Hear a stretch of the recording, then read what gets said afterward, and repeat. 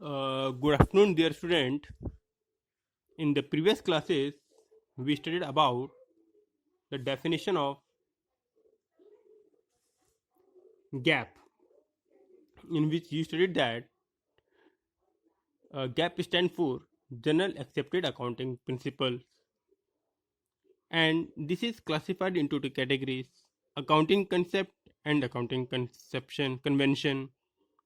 So, dear student, today we will study what are these concept and principles. So, one by one, we will discuss all these mention principles and you will understood easily. So first there is going concern assumption. It means that no one is going to start the business to close it tomorrow, as we know that everyone hopes that business will continue day by day. So according to this assumption, it is assumed that business shall continue for a long period and there is no intention to close the business or scale down its operation significantly. It is because of this concept that is make a differentiate between capital expenditure and revenue expenditure. And you already know that capital expenditure provide the benefit for the long term, while revenue expenditure provide benefit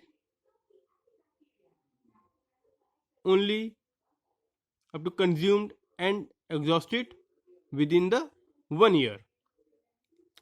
So according to going concern assumption, it is assumed that business will continue for a long time. Now come to the second point, consistency assumption. According to consistency assumption, accounting practice once selected adopt and should be applied consistently year after year. This concept helps in better understanding of accounting information and make it comparable with the previous year. If there wouldn't be the consistency in making the account, it is difficult to compare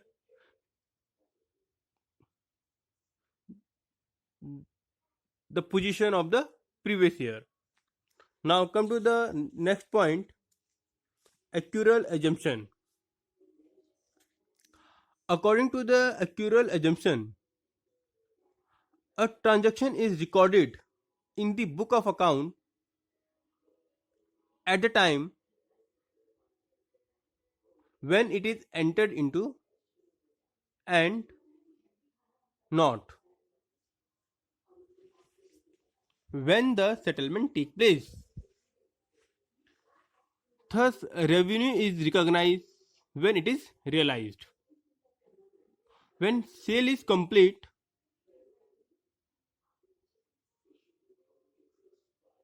or services are provided, it is immaterial whether cash is received or not received.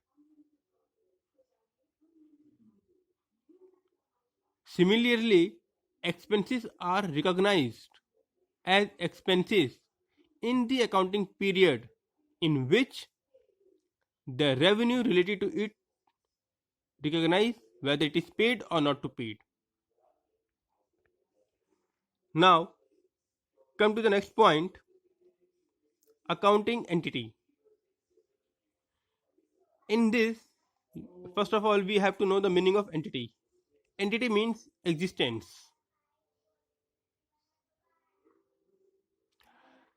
In this principle, it is considered that ownership, a owner, is separate from its business.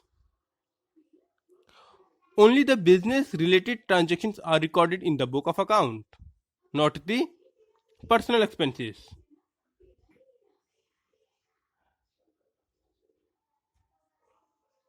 Owner being regarded as separate from business and considered as a creditor of the business to the extent of their capital. Their account with the business is credited with the capital introduced and profit earned during the year. Now, come to the next point, money measurement. Everything is measured in the same currency. According to the money measurement principle, transaction and event that can be measured in money term and are recorded in the book of account. This principle states that money should be in common denomination, either it is in dollar or it is in rupees. Now come to the next point, accounting period principle. According to this principle, the life of an enterprise is broken into the smaller pieces. We have to maintain the account in a regular interval so that we can take decision accordingly. We can give interval like quarterly, half yearly, etc. Now come to the next point, full disclosure. According to this principle of full disclosure, there should be the complete and understandable reporting of the financial statement of all important information relating to the economic affair of the entity. Apart from legal requirement, goods accounting practice require all material and important information to be disclosed. Whether information should be disclosed or not always depend on materiality of the information. Now come to the next point. What is materiality principle? Materiality principle refer to the relative importance of an item or an event. Item should be regarded as material if there is a reason to believe that knowledge of it would influence the decision of an investor. Now come to the next point,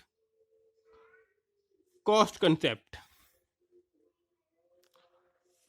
According to this concept, when asset is recorded in the book of account at the price paid to acquire it and the cost is the basis for all subsequent account of the assets. All asset is recorded at the time of its purchase, but systematically it is reduced every year due to the charging depreciation. Now come to the next point, matching concept. An important objective of the business is to determine profit periodically. It is necessary to match income over expenses. Profit earned by the business during a period can be correctly measured only when the revenue earned during the period is matched with the expenditure incurred with the revenue. The expenses of the accounting periods are matched against revenue. How we receive the cash, how we are paying the cash. Now come to the next point, dual aspect. According to the dual aspect, every transaction entered by an enterprise has to expect a debit and a credit of equal amount. For example, Rahul started a business with a capital of rupees 1 lakh. One side cash is going to the business, other side once Rahul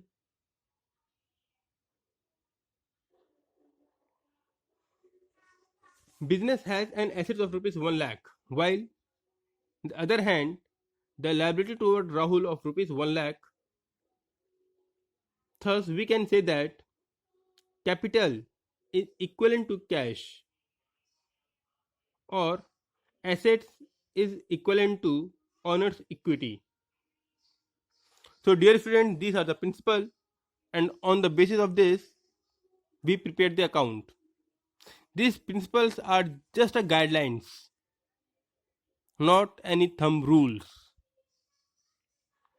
So dear students, if you having any problem on the mention assumption,